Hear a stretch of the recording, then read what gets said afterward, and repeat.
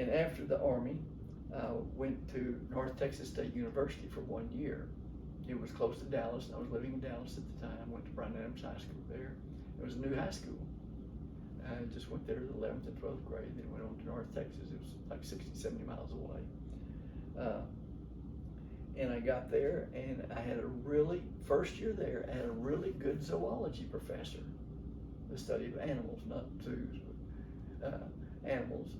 And I really enjoyed it. It was just fascinating to me how I function, how living things function, how they interact and all that. And I really liked it. And I said, I have no idea what my major is going to be. I have no interest. This sounds kind of neat. The next semester I took a botany professor, the study of plants. And it was the most boring class I ever had in my life. Professor was not interesting.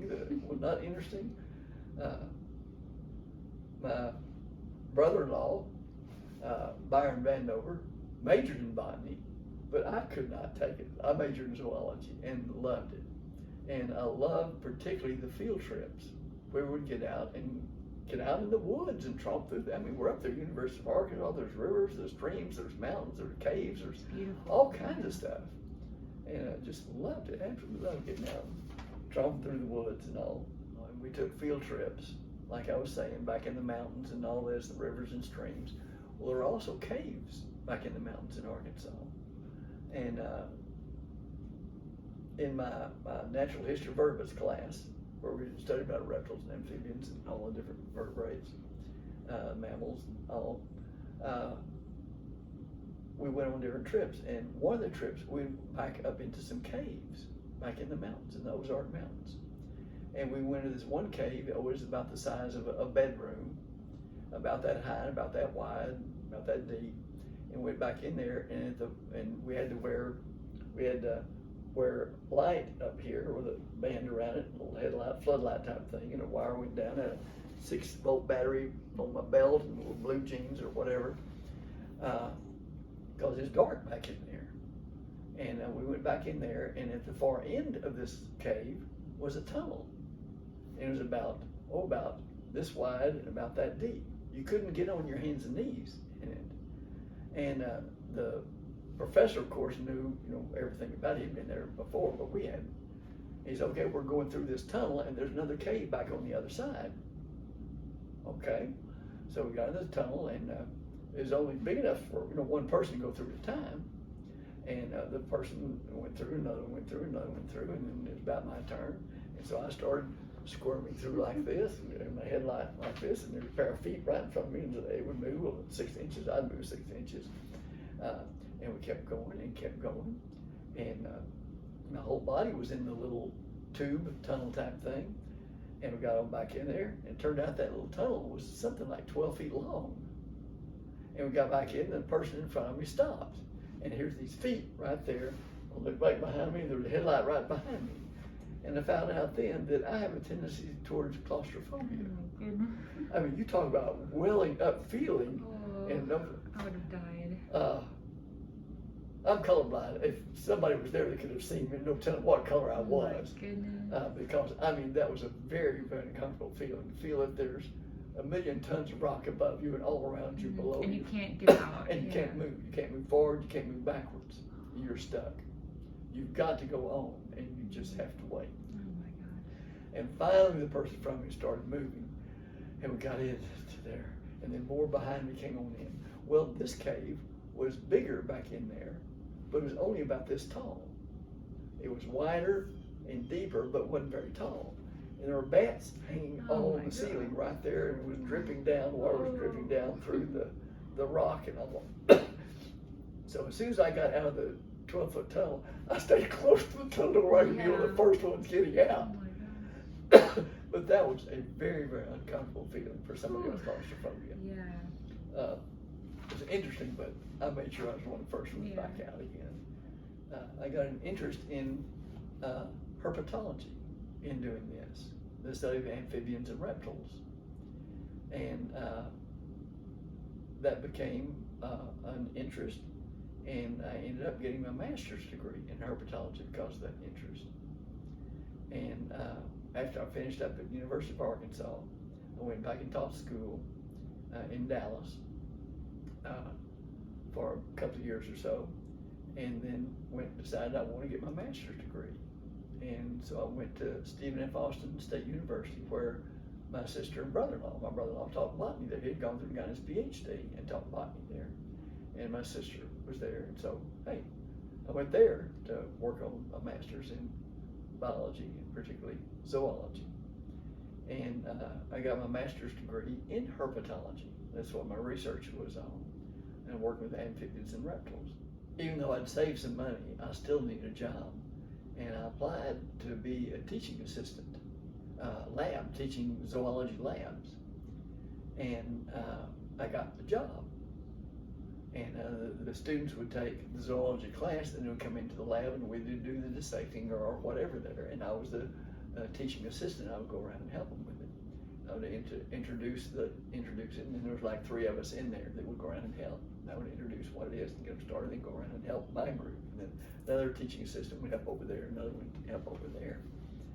And Neil McCord was the lab coordinator. He coordinated all the labs. He was on staff. He wasn't one of us. And he might have taught a zoology class too, I don't know, but he was the lab coordinator of all those labs.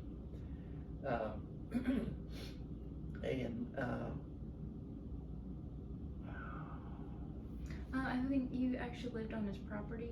Yeah, I think I actually lived on his property. It seemed like it was a very, very small house.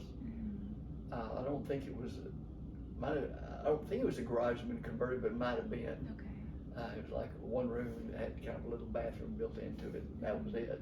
Yeah. And so not only did I work for him, but I lived on his property too. And he was a pretty strict guy.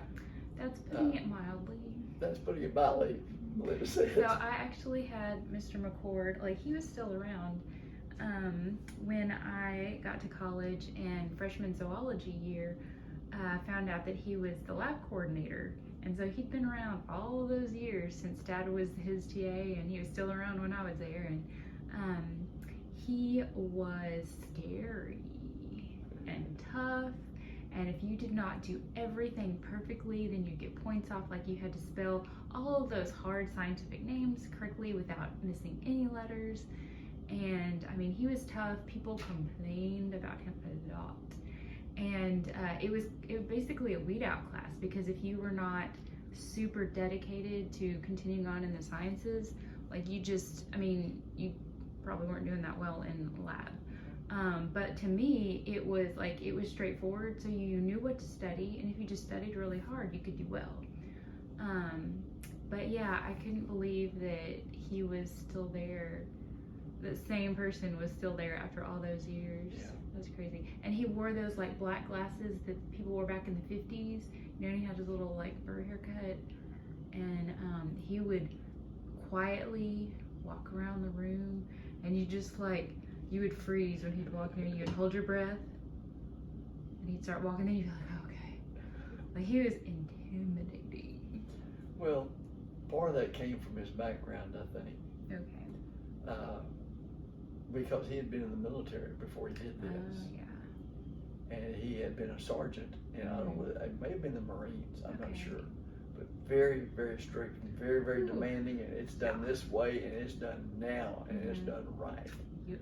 And he was very stocky. I don't know, about 6 feet tall, He was tall. Yeah. and really stocky. You know, broad shoulders and a very stern demeanor. Just the Very whole thing. stern. I don't know if he And ever smiled. Boy. I don't know if I ever saw that. I'm not sure if I ever saw him smile.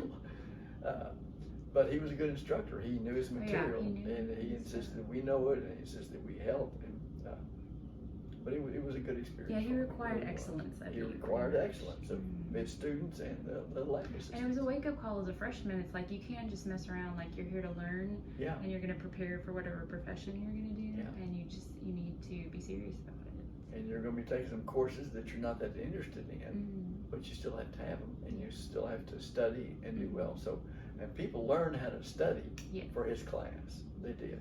Either they flunked out. Exactly. So, One or the other. okay. Also, Dr. Gibson, you had Yeah. as a professor, right? Dr. Gibson I had for invertebrate zoology, and really got me interested. I used a lot of that on my master's degree that I learned from him with the invertebrate zoology, because when I would, the fish hatchery wanted to know what the snakes were eating, what time of the year, how much they were eating, and all of that. And so I had to be able to, I'd have to catch the snakes first of all, and I was going to have to take them back and cut them open to see what they're eating, so I had to kill them. And I had a snake stick that I mentioned that I would catch them with, and I also had a pistol on my hip that had birdshot in it, and it was 22 birdshot where it was spread out, where it didn't have to really be that good of a aim. It'd be pretty good though to put a spot about that big. And I would go out there and I'd see a snake. It was on the ground. I might step on it with my boots and catch it, and move my foot up behind his head and catch it, and pull it in there, and I'd have to kill him eventually. Or if it's getting away, I might have to shoot it and try to shoot it in the head, because I didn't want to destroy the body, because that's where the fish or whatever it was eating. Or if they're in the water, I'd use a snake stick, but on the land I'd use the pistol, or might be able to give them a snake stick or step on them. But anyway, the invertebrate zoology of Dr. Gibson really helped, because I had to identify whether they were eating frogs, what type of frogs, what type of fish that they were eating, how old were they, and those types of things. So the fish hatchery would need to know whether to put up snake fences around those 63 ponds. Some of the ponds are 3 or 4 acres in size. A lot of them were like 3/4 of an acre in size, the smaller ones. But they were trying to decide, they had me there to decide whether to put a snake fence all the way around those 63 ponds. And they'd have to embed it in the ground and make certain type of mesh to where snakes couldn't get in there, and maybe even slant it outwards. I don't know what they were going to have to do. So they were trying to see whether it was necessary to go to that expense, and that was the purpose of what I was doing, in identifying what they're eating, how much they're eating, and what time of the year, and all that type of stuff. And when you had him, he was very mentally with it, and exciting and engaging and everything. So Dad had this professor, and then many years later, I also had him too. And because Dad had liked him, and also in high school, my favorite teacher was Mr. Gibson, who was Dr. Gibson's son. And Mr. Gibson is where I took human anatomy and physiology and really enjoyed it. Loved learning about the human body. And it was him who got me to try out for a scholarship, biology scholarship. And because of that, I kind of sort of ended up majoring in biology. And so I was really excited to take Dr. Gibson, because I had Mr. Gibson. And Dr. Gibson was a little bit older, and he was not quite as sharp then and everything. He was still a great storyteller and could talk about stuff all day long. It's just that the stuff he talked about wasn't on the test. And so we didn't know what to study. Stuff in the book wasn't on the test. Like, I don't know where he got the tests, but they didn't come. Yeah. They didn't come from like anything. His tests he'd made out years before. Yeah, and I'm the books sure. were different, and his lectures were different. But his and tests were the same. oh man, that class taught me how to study. Yeah. But yeah, I think it's cool that some people that you had and worked with, were still there when I was there too. And there's a fish hatchery about 60 or 70 miles away from Nacogdoches, Jasper, Texas. It was a Jasper State fish hatchery. They had like 63 earthen ponds there, and kind of forest and all around it. And a lot of snakes would come in there, and they would raise fish there to stock the lakes in Texas with. They had all types of fish, from bass to sunfish to, you name it, catfish, everything. And even minnows and different things there. But I would go down there, and on like one night a week, something like that, I forgot, it was one night a week or one night a month, I'd go down there and collect snakes, because the snakes were the things that were eating the fish and all. And I would go down and collect snakes.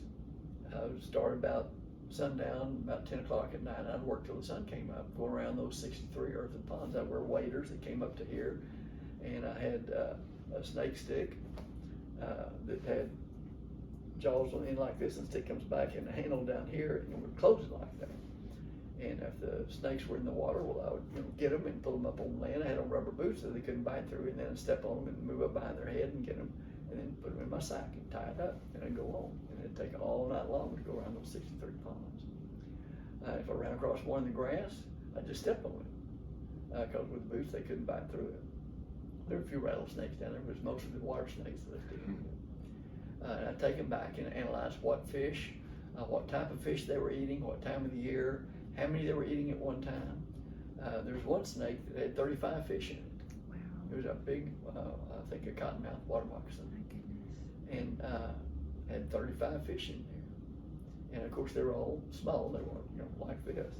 But they want to know the fish hatchery want to know what type of fish the snakes were eating, what time of the year, and how much they were eating, and all that. So it was a project that benefited them, and I had fun doing it. And got me a master's degree. But anyway, that was a master's degree at Stephen F. Austin, and then I went back to teach school again.